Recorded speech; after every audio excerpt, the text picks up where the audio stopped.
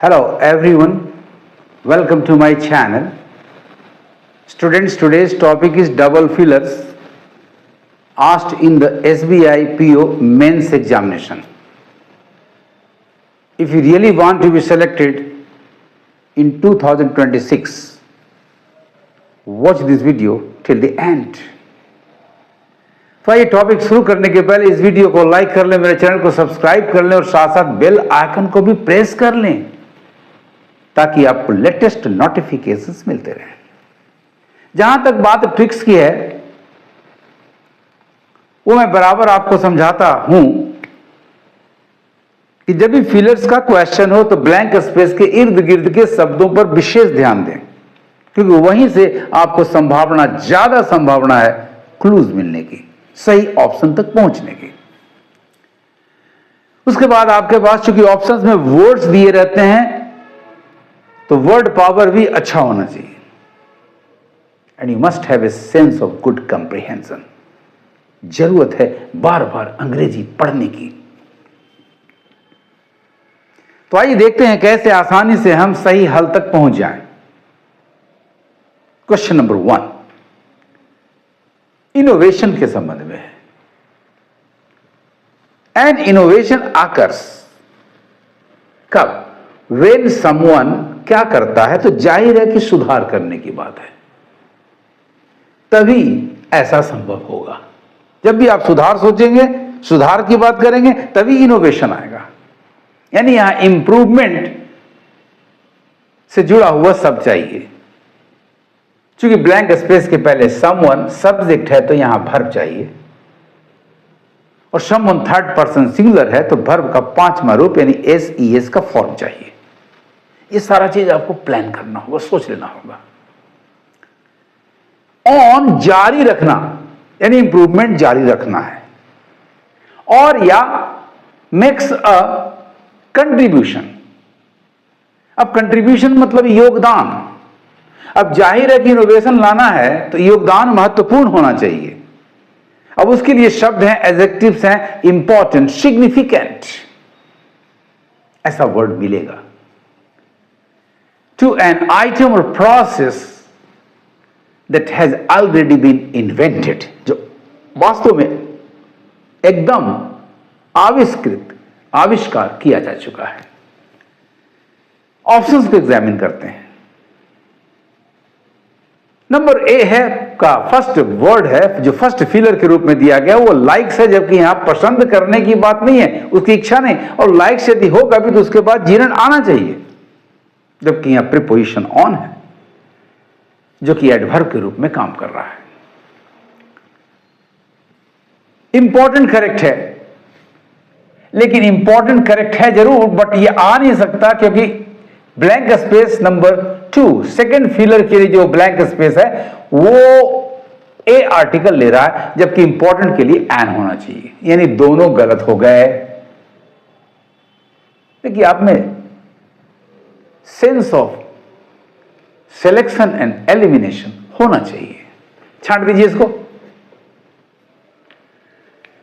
Number B है tries, कोशिश करता, ट्राई ऑन, कोशिश करता। अब कोशिश करने से नहीं होगा, क्योंकि जब तक सुधार की बात नहीं सोचेंगे तब तक इनोवेशन होगा नहीं, यानी ये मैदान से बाहर। सिग्निफिकेंट करेक्ट है, असिग्निफिकेंट इंपॉर्टेंट के लिए।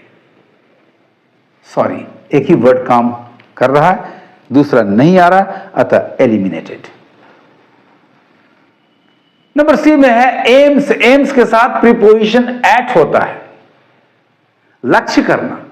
लेकिन समवन लक्ष्य करता है तो फिर इनोवेशन नहीं है, तो फिर कोई काम करेगा वो। यहां इंप्रूव की बात होगी तभी होगा। सॉरी, ये भी नहीं आ रहा है। और कंट्रीब्यूशन महत्वपूर्ण है, अच्छा, गुड, चलिए चलेगा, बट उतना अच्छा नहीं होगा ये। चलिए मैदान से बाहर। नंबर डी आपका इंप्रूव्स, बिल्कुल सही आंसर मिला, पहला वर्ड। सिग्निफिकेंट दूसरा भी सही मिल गया, मार्क कर ले नंबर डी को एज योर आंसर। प्रोवाइड्स प्रदान करना, इंपॉर्टेंट करेक्ट है, लेकिन ए के वजह से ये भी कट जा रहा है। चलिए मैदान से बाहर हो गया। क्या राइट आंसर है students? Number D first filler आपका इंप्रूव्स बहुत ही आसानी से कर पाएंगे आप यदि चलेंगे मेरे बताए रास्ते पर आप। इंप्रूव्स और दूसरा है सिग्निफिकेंट।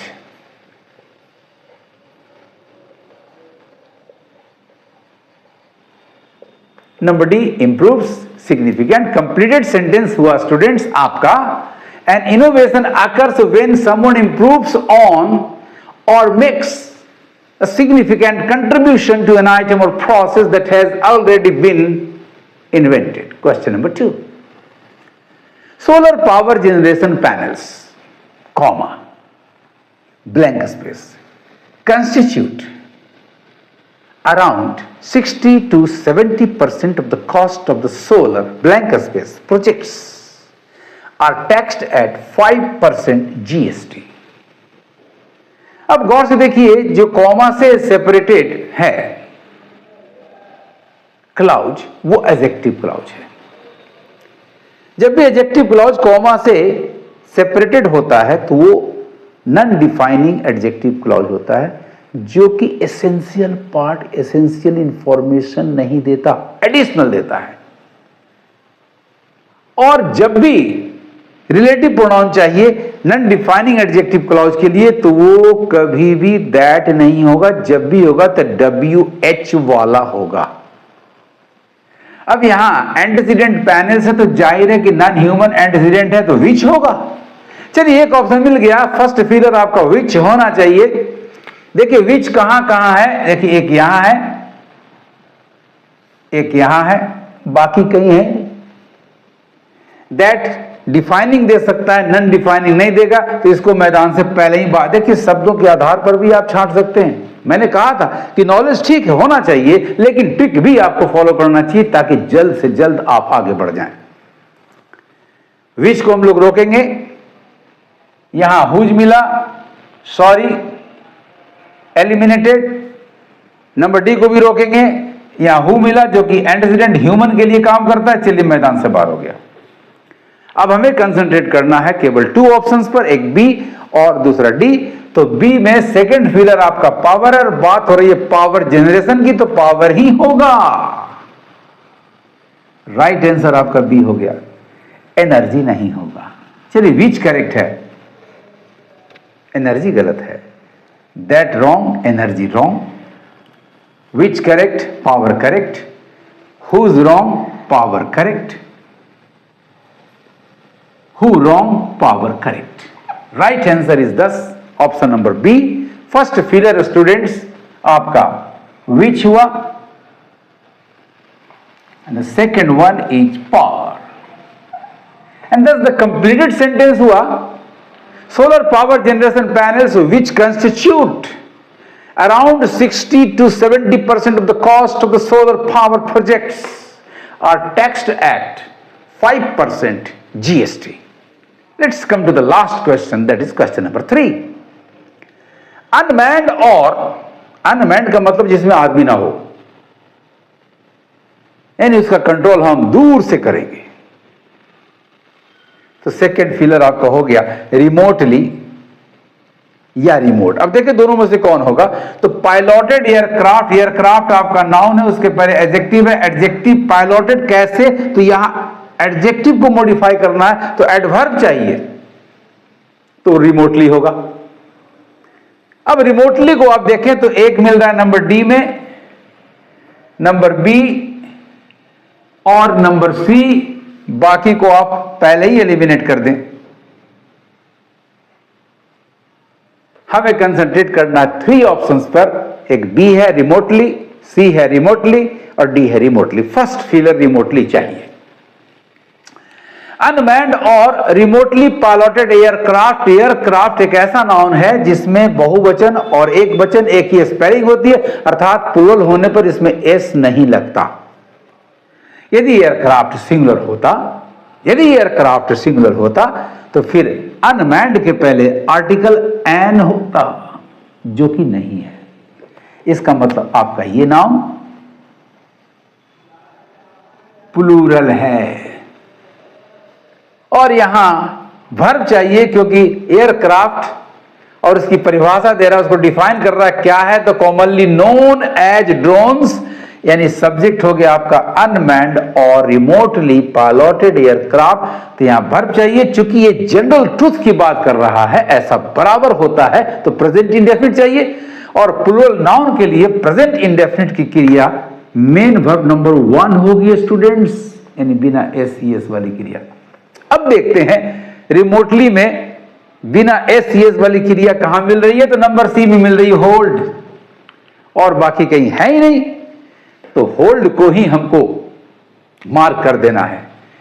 चलिए नंबर सी में दोनों ऑप्शंस करेक्ट मिले, ये आपका आंसर हो गया। रिमोट एडजेक्टिव है इसलिए गलत है। होल्ड्स में नंबर 5 है, जो कि यहां एयरक्राफ्ट प्लूरल नाउन है। रिमोटली करेक्ट है, लेकिन हेल्ड पास्ट इंडेफिनिट है। जनरल ट्रूथ कभी पास्ट इंडेफिनिट टेंस में नहीं एक्सप्रेस किया जाता। रिमोटली आपका एडवर्ब करेक्ट है, अनमैन्ड और रिमोटली पायलटेड एयरक्राफ्ट। होल्ड में नंबर 1 है, general truth present indefinite plural subject के लिए मेन नंबर 1 करेक्ट है, आंसर आपका सी हुआ। रिमोटली करेक्ट है नंबर डी में, लेकिन होल्डिंग कंटिन्यूअस टेंस में नहीं जनरल ट्रूथ की बात होती है, तो ये गलत है। नियरली नहीं होगा, होल्ड आपका करेक्ट है, sorry. Right answer is 10 number C, first filler आपका हुआ रिमोटली और सेकंड आपका हो गया होल्ड। कितना आसान तरीका है स्टूडेंट्स। और आप स्किप करके देखते हैं कैसे काम चलेगा। आप कभी भी नेगेटिव एटीट्यूड नहीं रखें, हमेशा पॉजिटिव रहें, बी पॉजिटिव। ब्लड ग्रुप आपका चाहे जो भी हो। कंप्लीटेड सेंटेंस हुआ, अनमैन्ड और remotely piloted aircraft commonly known as drones hold immense promise for various commercial applications. Students, आपको मेरे ट्रिक्स एंड मेथड्स कैसे लगे कमेंट जरूर करें, और इस वीडियो को हाइप, लाइक और शेयर करना कतई नहीं भूले। Thank you for watching my video.